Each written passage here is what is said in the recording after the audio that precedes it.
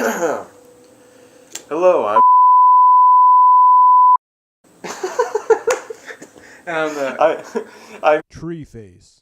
Okay. and I'm the kimono dude. Okay. Yeah.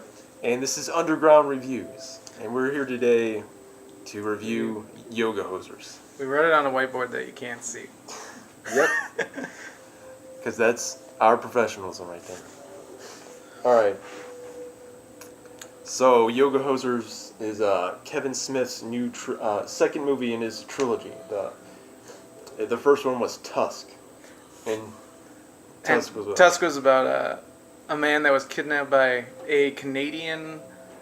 I think he was a whaler of sorts. Like he sailed, and then from there on, he was saved by a walrus and coddled by a walrus to survive in the harsh environment that he was left in. And he got stranded at some point, and then the obsession of the walrus led him to kidnap a man to make him into a walrus, so that he could live out the rest of his life with that walrus that saved him. Of course. Because everybody knows you can't beat a walrus ass, man. No, and It's the best kind of ass. I think that it was to be assumed that he was having sex with the walrus. It's obviously a sexual fetish. Yeah, I couldn't imagine it being anything else, unless I don't know. I mean, I suppose you could be best friends with a walrus.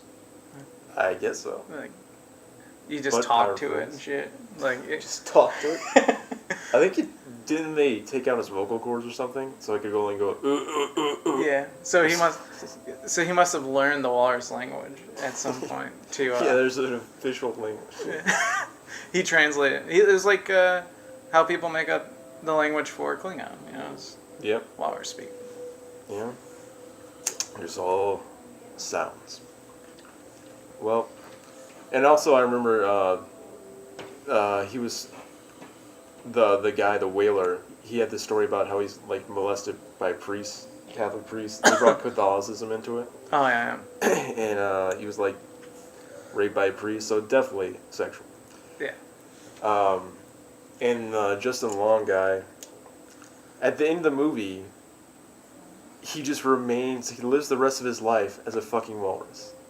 Yeah. That's the most ridiculous thing about it.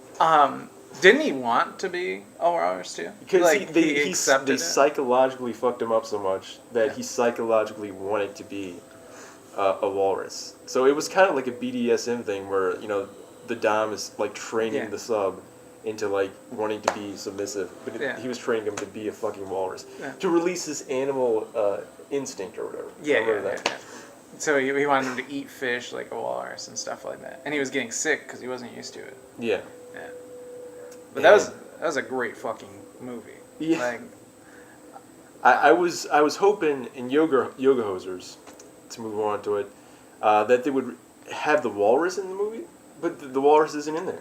They reference it at the beginning of the show. The manic pea,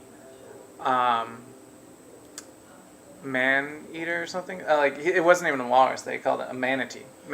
Yeah, well, that was the headline. That was like the news headline, you know. Yeah. So that was cool that they referenced it in that way, I suppose. But it would have been cool to see like the picture on a newspaper or something. Yeah, or like something like the walrus just some randomly like popped up and like ate the villain or something. Yeah. That would have been Or they like use him as like a tank weapon or something. Yeah. Just something more than a like single line. Clipping, yeah. And a newspaper clipping we don't even like visually get to see. It's a single line right at the beginning of the movie, I think. Yeah. And they reference them as the heroes. Like they did everything. Just because the two chicks, the Colleens, right? Yeah, the Colleens. They're the main characters in the movies.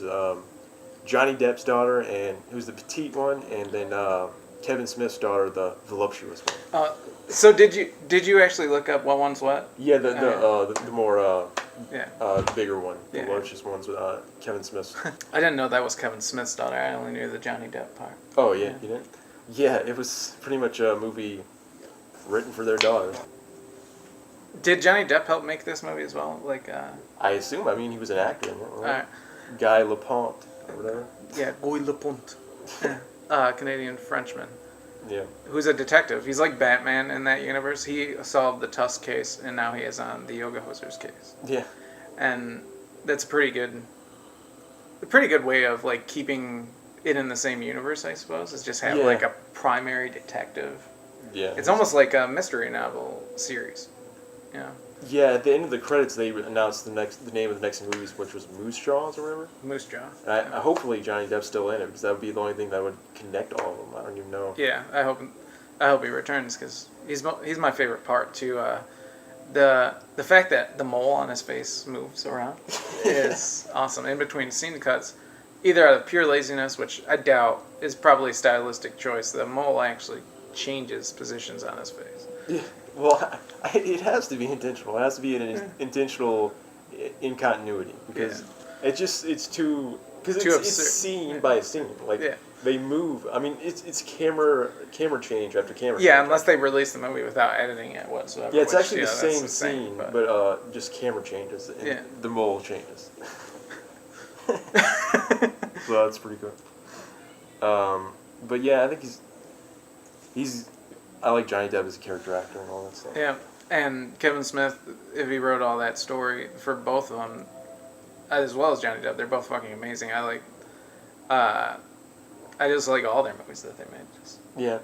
Well, this movie reminds me a lot of Clerks, because it's set mostly in a singular store. Yeah, in a convenience store. Yeah. I guess it was a movie store in the Clerks. Yeah. The first Clerks, but it's kind of shot like that. Almost the entire movie is filmed in that convenience store, except for when they go to the police station once, and when they go home to their houses every once in a while. Everything's shot in there. It starts out with band practice, and the band practice is in the convenience store. Spoilers, by the way.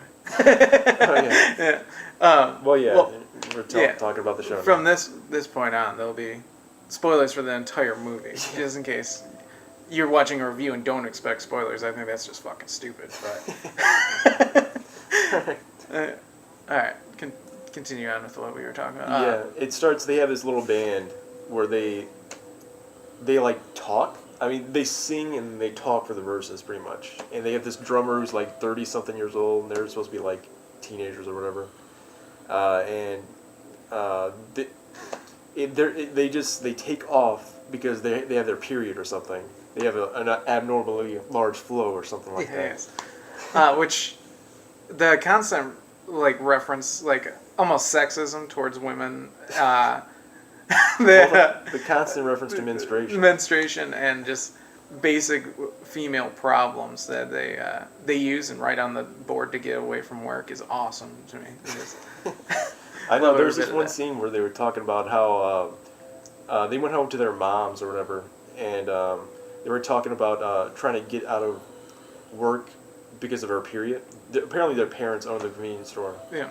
They were trying to get out of work because of their periods, but her mom was like, I know you're not on your period because our periods sync up. Yeah. There's a guy in the background who's like throwing up. Yeah, they have like a Mexican maid or something, or it's their dad. I can't really recall who it was. We did watch this film last week and decided to review it now. So some things are going to be a little bit hazy. But yeah, that was pretty funny. He puked into a trash can multiple times. Actually, I have no idea who this was. He must be very sexually repressed because menstruation's perfectly fine. I drink menstrual blood all the time. And Jared tastes like cherry Kool-Aid, which of course. That's the most popular Kool-Aid, I believe. Yeah. And just a little bit chunkier, you know. Yeah. It's more like tomato juice, really. Or fucking V4 or whatever. The vegetable juice thing. Yeah, I drank that V8 one. V8 or something. V8, V4. But that shit made me throw up instantly. It just tasted like pure vegetable drink. Yeah, but the constant menstruation jokes and the constant Canadian reference. A boot. They say a boot a jillion fucking times. And a all the time. Yeah. It's almost like South Park with their lambasting of Canadians. Like just constant references to them being Canadian. In a way, if Canada was anything actually like that, I would want to live there. For the rest of my life, it would just be amazing. But yeah. We should start a boot in America. Yeah. It's the best word ever. We should, or we can just all move to Canada. Yeah. We can destroy our government and make it Canada. It could happen, man. Trump's a very big Canadian fan. Yeah. Everyone knows that. But anyway, they start random customers of the convenience store start getting attacked by this unknown little entity, and it turns out this thing climbs up a person's ass when they're not looking, just right up the ass, and then burrows straight through the body and goes straight out the mouth. That's how it kills people. Yeah, but it didn't just get everyone first. It actually, the first kill was shot like a 80s thriller movie, where everyone at the store was seen shopping after they got back from their menstrual break or whatever, and then from that point on, everyone leaves. They have this guy who they call the toilet paper man because all he does is go in there and buy toilet paper. He's leaving by himself, and then the main villain comes out of the ground like a mole and just goes up this guy's ass and kills him for some reason. And we eventually we find out that they're Bratzies. Yes. They're fucking Nazis sausages. Which the Nazis are just a great main villain for everything because it's the only real evil entity that I feel affected the entire world. But there's so many fucking Nazi exploitation films. Yeah. Like there's Nazi surfers. They're almost like in terms of shitty movies. Nazis they're like zombies. Yeah. They're like zombie movies, Nazi movies. Yeah, or shark movies. But they never make it to the fucking mainstream. Unlike zombies, I guess. They're like a shittier version of zombies. Unless you're making a shitty, dramatic reinterpretation of a real life story based on Nazis. Documentaries or whatever. Yeah. Well, I'm talking about dramatized documentaries like Titanic, you know. There's Nazis in the fucking Titanic. No. Nazis being separate. There are movies where it's about World War II and the Nazis being the main bad guy, but it's super dramatized. You know, dramatic histories or whatever. Yeah. I just hate that genre in general. Yeah, but I knew from the beginning that they were Nazis because they had the spiky helmet. They showed the spiky helmet when it was going up the guy's ass. Yeah, but I had no idea they would be sausages. But I guess it makes sense because they're in the fucking convenience store. Yeah, bratwurst actually. So I don't know how many convenience stores carry bratwurst, but I mean certainly the one right down the street from my house does not. But Canada might carry bratwurst everywhere you go. So yeah. Should have been poutine or some shit. Yeah. But that would have been less anthropomorphic, I guess. But anyway, to move the fuck on, they start Guy LaPont finds them somehow. I forget how they find him, how he stumbles upon him, but he knows everything about everything in this universe, apparently. So he tells the story about the Nazis. Oh wait, first there was a history class. They went to school, and there was a history class about the Nazis in Canada. Apparently there was a huge Nazi movement in Canada, and it was the fucking Sixth Sense kid. But fat now. Yeah, really fat and really weird. I haven't seen him in anything since Sixth Sense. Well, he was in the first movie too, but he was a very minor character. He was Jason Long's radio partner or something in the very beginning of the movie. Okay, but, I forgot about that. But he was a Nazi. And it shows the story of the Nazis there, and eventually it somehow ties in to the main Nazi guy was building an army, and it happened to be in the bottom of this fucking convenience store. Yeah. That guy is just super badass. This Nazi scientist, Andronicus Arcane, and he was the lead Nazi. I think he was actually part of the German Nazis, right?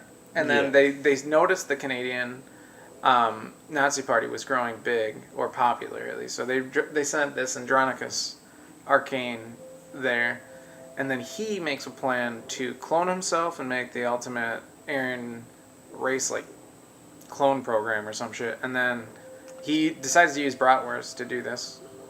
Because it's German, I guess. Yeah, and he ties the links together. He freezes them, and then he's gonna has to wait like 1,000 years for them to grow or something. 100 years. Yeah, 100 years. He puts himself in suspended animation. Yeah, which that would be a fine plan if we just accept that type of science happening, and then like they're growing in a cold storage facility. Anyways, they blow a power surge. They have a power surge because their band. Their band that they play in the back of the store, the Colleens, the main characters. They make a power surge. This destroys the machines that are freezing Andronicus and growing the Nazis and the Brazis. And once they wake up, Andronicus just learns about the world by watching television, popular television and movies, which later lead on to him actually talking only in like movie speak. Like he speaks like Arnold Schwarzenegger and shit. Oh yeah, there's a scene where he's monologuing, like he's captured the Colleens and Guy Lepon, and he just starts this monologue explaining like the history of what happened. And he just starts going into random action characters. He goes into Arnold, Sylvester Stallone, some guy, I forget his name, but a couple of different action characters. And he does really fucking good impressions of them. It's pretty good. Yeah. I don't know if he's an impressionist or something, but he's good. I wish I remembered any of them besides Arnold Schwarzenegger, because I remember one being very impressive. Yeah. Anyway, the Colleens get captured, and what was I going to say? The special effects of the Brazis are ridiculous. Like, the way they look, and the Brazis, because they get woken up early, they're retarded. They're just fucking, like, little retarded things. They can't think. They just go around jumping in people's asses all the time. So. Well, I think that's Andronicus's command on how to kill people. Yeah. I think he just specifically wanted the Brazis to go up people's asses. Yeah. Yeah. He just felt that was the most effective way of murder, I guess. And, but anyway, did you already say, like, instead of hating the Jews like the Nazis do, because he was watching all popular media, he realized the enemies of society is not the Jews. Enemies of societies are critics. And lawyers. And lawyers, yeah. So he just completely disregards our politics or our law system, I suppose, and then... Yeah, he believes it's more of a threat than our government, which they are. They're bastards. They're fucking morons. Every review I've ever seen is fucking retarded, including this one. And, so, apparently, I guess the critics are a more deserving target than the Jews, I think, you know. But there's a lot of overlap from the Jews and the critics, I think. Oh, yeah, with... Even Robert, I think. Yeah, just like insanely paid reviewers, which they always seem to be negative. I mean, it seems like everything that's popular they hate, and then everything that they love is what everyone hates. Yeah. It's like this is like the polar opposite. So obviously this movie, because Tusk got such a huge bad review, Kevin Smith obviously just wrote this movie to say critics are assholes. That's the whole point. Yeah, that's the whole like meaning for this film being made, it seems. Yeah. And the whole point of it being called Yoga Hosers, we never mentioned this, is that the Colleens are obsessed with yoga. Oh, which is a fucking superpower, like obtaining Kai from Dragon Ball Z almost, because if you know Yoga Pose 1, or Battle Pose, they call it, and then Battle Pose 2, as explained by Yogi Bayer, their yoga instructor. He's like their master Roshi. Who is the Tusk guy from the Walrus from the last movie. Yeah. He teaches them this, and they use this to combat the Brazis that have come to take over and kill all the critics. Yeah. So you gotta know yoga to kill supernatural Nazis. That's the best way. Yeah, it's like the silver to, a werewolf or... Yeah. And the yoga poses, damn. We'll get to those in a second. All right, but anyway, ultimately, when shit hits the fan, he decides that the main Nazi guy decides that he's got these little Bratzi things. They're retarded and they can't do anything. So he tries to make like a super Bratzi thing, where he combines all of the Bratzis into this big, hulking like a monster thing. Yeah, it's like a big meat golem, sort of like just like, a guardian of sort, and he's piloted by the Bratzis like a mobile suit, like a Gundam or that shitty Avatar movie. Whatever the fuck they were piloting in that. They just call them avatars. No, the robots. The robots that the one guy uses to like. Oh yeah, mobile suits. Yeah, they're just straight up robots. Yeah. Well, mobile suits, but that movie's fucking. I hate it. Yeah. Just Pocahontas ripoff. Yeah. But anyway, ultimately, its main command from the Nazi is to kill any negative critics, and of course the Nazi was criticizing his actions, so he was a critic, right? Yeah. So he was a critic, and he was saying kill all the critics, kill all the negative critics. So he was murdered by the Bratzis immediately. Yeah. Because their intelligence is so low. It's like having the ultimate weapon, but he can't control it because of how stupid it is. Yeah. Anyway, they defeated. Was it the yoga poses that they ended up defeating the Colleens? The battle pose 1 and battle pose 2, I think. The Colleens, these little chicks, are battling this big meat monster and stuff. Johnny Depp, he does something, but I forget what it was. He did a finishing blow or something. That actually reminded me of the way they fought was shot like the old Batman. Oh yes, the pow. And this links to Andronicus. Actually, this is my favorite one. Andronicus was portraying Adam West. Yeah. That was really good. Yeah. And the whole movie is it's edited kind of like the closest thing is Scott Pilgrim, whatever. With editing, every time that a new character is introduced, they have like this kind of like a stat chart of like who they are. It reminds me of like a stat chart on like a card or something, like playing cards. Yeah, like with their special abilities or their likes and stuff. Like Guy Laplante, he's their Batman. It's like so many references to him being a detective, sort of like Batman. Even the fight scenes and shit. Yeah, it's cool. But Kevin Smith is like really into comic books, right? Doesn't he have a show? Yeah, he has a show about comic books and stuff. Yeah, but after that, there's this ongoing. This is all over the place. There's this ongoing joke with the whole yoga thing about the yoga dojo or whatever they go to is called Yogi Bear Den, and then he changes it to Boo Boo Yogi Boo Boo or something like that. And he's getting all these copyright claims because of fucking Yogi Bear. That's just through the whole movie. References to Yogi Bear. That was just very odd in general. The oddest reference, I forgot. I can't believe I forgot this. Is fucking Atlas Shrugged. They say Atlas Shrugged over and over again. And I was just blown away at this. I couldn't imagine why this movie would be referencing Atlas Shrugged. One of the most like politically divisive books ever written. And this is my theory here. I want to watch it again to see if I got this right, but alright, so in Atlas Shrugged, the geniuses, the job creators or whatever, they go on strike as opposed to laborers going on strike. And they go on strike, but there's two different groups of business people. The innovative ones. His name is John Galt in the book, is the leader.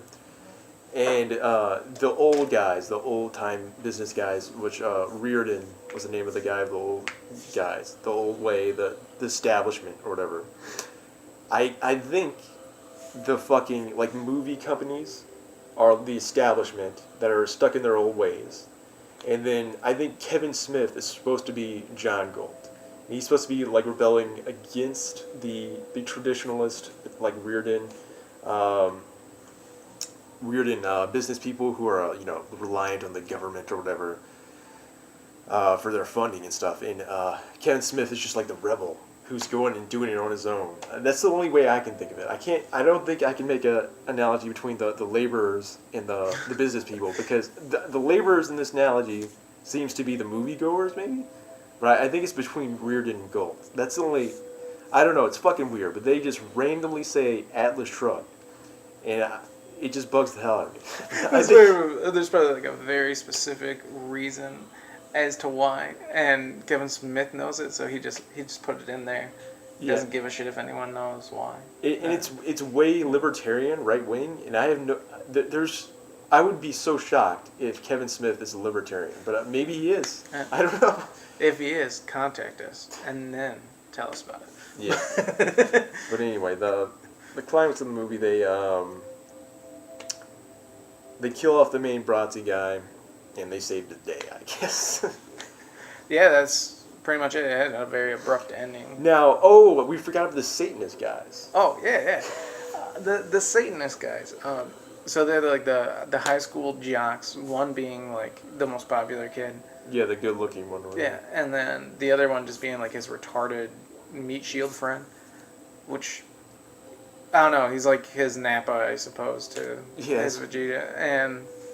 yeah, the one Colleen, the petite Colleen, the Johnny Depp Colleen, is obsessed, like in love with this guy or something.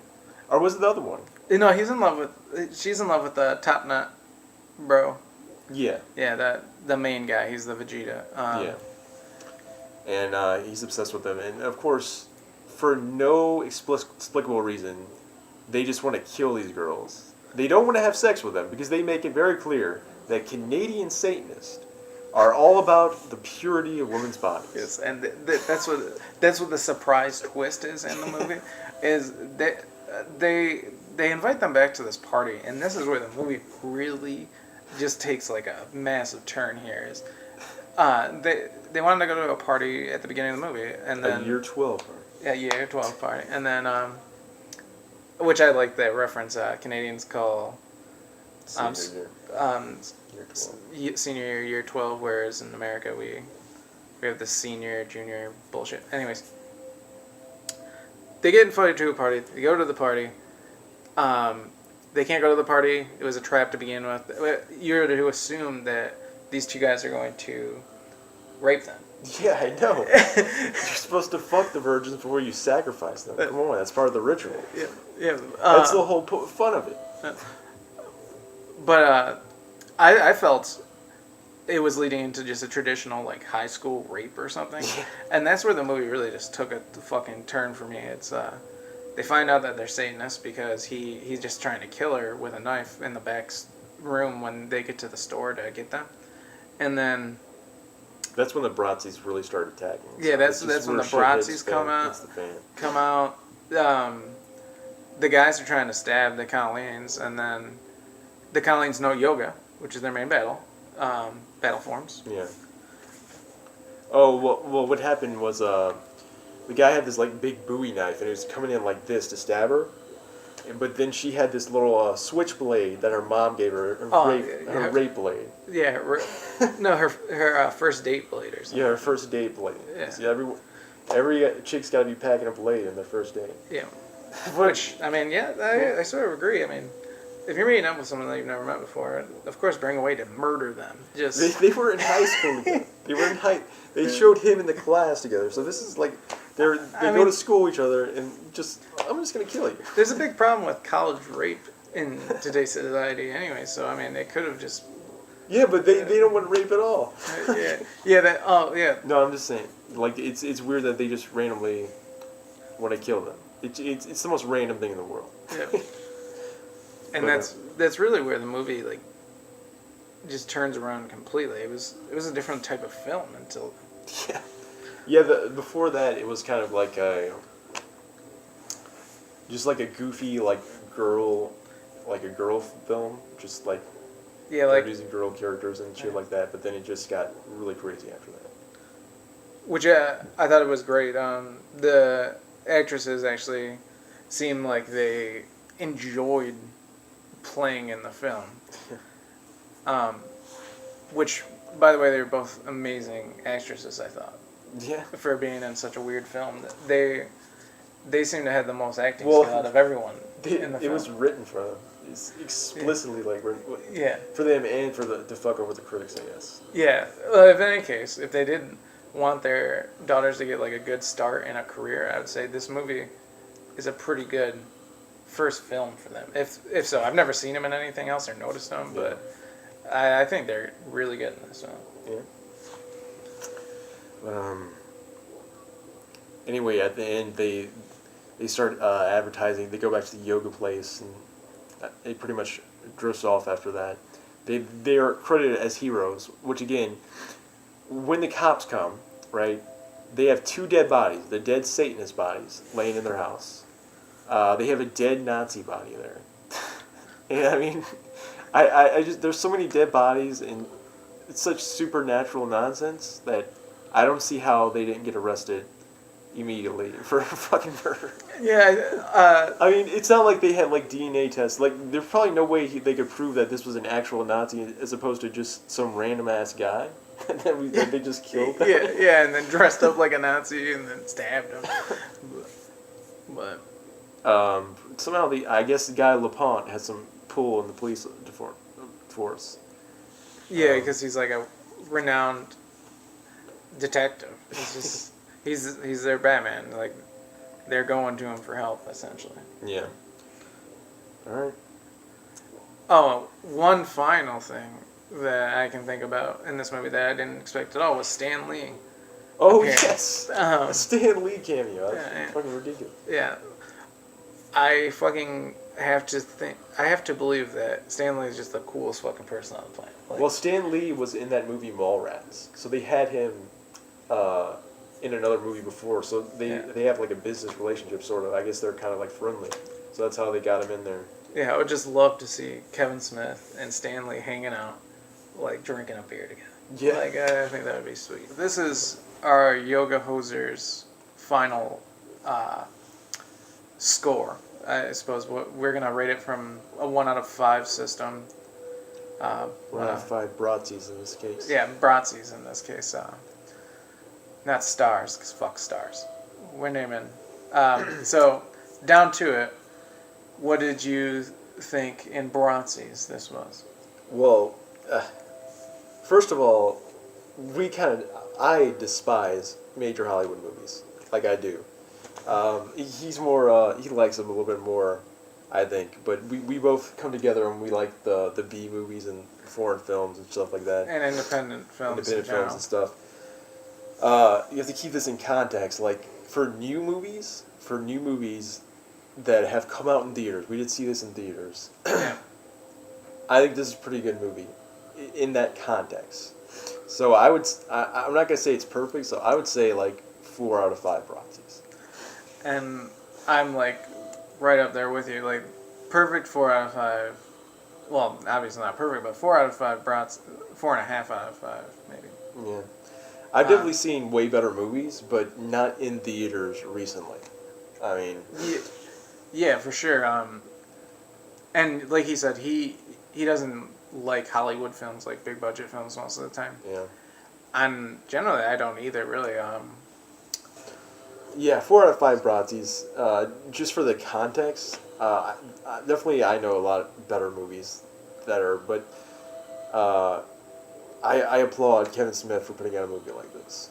I saw the original Tusk in theaters, and I applaud him for that too. I can't believe it's not bigger, or at least I can't believe Tusk wasn't bigger because that was actually advertised. But I guess people just have shitty tastes. And that was one of the rare movies where we actually didn't go to the theater together because I feel like most of the time it's together. That's because I saw in the news that it was being taken out of theaters like immediately. Yeah, which was bullshit. So I feel like Yoga Hosers is the same. I went like Wednesday night, like the movie, the last movie, seeing that possible. But if you do watch this, thank you, and please like and subscribe to us. Yeah, the shill. Yeah, like just do it. Okay. Because that would be great, and this is what we're doing this for, I suppose, because he enjoys doing it. And I just think it's an amazing idea. Yeah. But anyway,